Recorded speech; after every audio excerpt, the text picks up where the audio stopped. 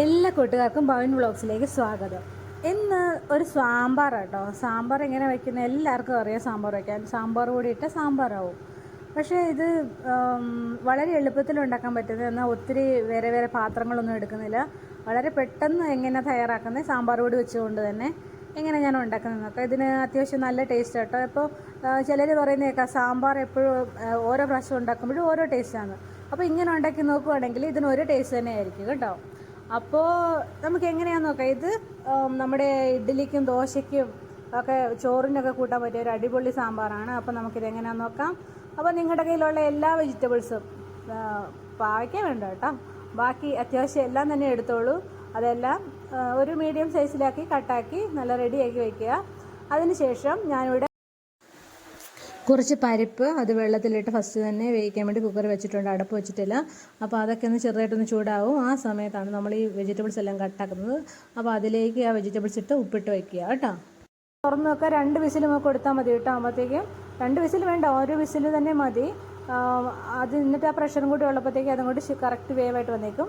അതവിടെ ഇരിക്കട്ടെ. ഇനി നമ്മളൊരു പാനിനകത്ത് കടുക് പൊട്ടിച്ച് ഞാനിവിടെ ഇത്രയത്തിന് വേണ്ടി 3 ടീസ്പൂൺ പൊടിയാണ് എടുത്തിരിക്കുന്നത്, സാമ്പാർ പൊടി.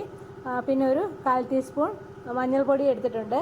പിന്നെ ഇത് നല്ലപോലെ ഞാൻ എന്നിട്ട് ആ പാൻ ഇറക്കി വെച്ചു കേട്ടോ, അല്ല അതിൻ്റെ ആ പൊടി കരിഞ്ഞു പോകും. എന്നിട്ട് അത് നല്ലപോലെ ഒന്ന് മൂത്ത ശേഷം അത് നമ്മുടെ വെജിറ്റബിൾ അതിൻ്റെ ഒരു കൂട്ടിലേക്ക് ഇട്ട് കൊടുത്തു. അതിന് ശേഷം അത്യാവശ്യം നല്ലപോലെ ഒന്ന് ഇളക്കുക. ഇവിടെ വെജിറ്റബിൾസ് ഒന്നും അങ്ങനെ പൊടിഞ്ഞൊന്നും പോയിട്ടില്ല.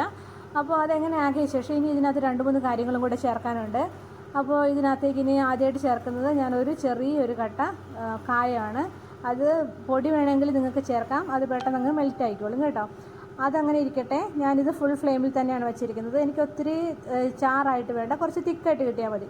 പിന്നെ ഞാൻ ഒരു 1/4 ടീസ്പൂൺ പഞ്ചസാര ചേർക്കുന്നുണ്ട്, അതിൻ്റെ ആ പുളിയെല്ലാം കൂടെ ഒക്കെ ഒന്ന് ബാലൻസ് ആകാൻ വേണ്ടി. പിന്നെ ഞാനിത് തുള്ളിയായിട്ട് ഇടുന്നത് നമ്മുടെ പുളി പിഴിഞ്ഞൊഴിക്കുന്നതാണ്. അതിൻ്റെ ഒരു ഇച്ചിരി തിക്കായിട്ടുള്ള ഒരു പുളി, അതൊരു ടീസ്പൂണോളം ഞാൻ ഒഴിച്ചു.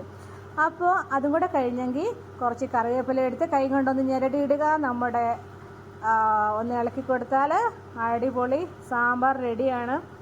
അപ്പോൾ ഇനി അതൊരു 2 മിനിറ്റ് കൂടി ഇരിക്കട്ടെ കേട്ടോ. ഇപ്പോൾ നമ്മൾ ഇട്ട കാര്യങ്ങളൊക്കെ കൂടെ ഒന്ന് സെറ്റായി ഇതൊന്ന് വറ്റിക്കഴിഞ്ഞു. അപ്പോൾ വറ്റാനൊന്നുമില്ല, നല്ല കുറുകിയായിരിക്കുന്നു ഓൾറെഡി.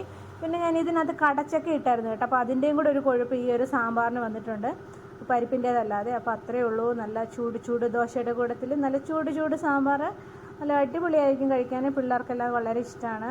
അപ്പോൾ നിങ്ങളെല്ലാവരും ട്രൈ ചെയ്ത് നോക്കൂ. ഇനി ഇങ്ങനെ അല്ല ചെയ്യുന്നെങ്കിൽ അപ്പോൾ ഒരു അടിപൊളി ദോശയുടെ കൂടെ ഒരു നല്ല അടിപൊളി സാമ്പാറോടെ നമുക്ക് കഴിച്ച് ബ്രേക്ക്ഫാസ്റ്റ് നമുക്ക് അടിപൊളിയാക്കാം. അപ്പോൾ എല്ലാവരും ഒന്ന് ട്രൈ ചെയ്ത് നോക്കണം കേട്ടോ. അപ്പോൾ വീണ്ടും ഒരു വീഡിയോ ആയിട്ട് വരുന്നത് വരെ എല്ലാവർക്കും നന്ദി, നമസ്കാരം. And thanks for watching.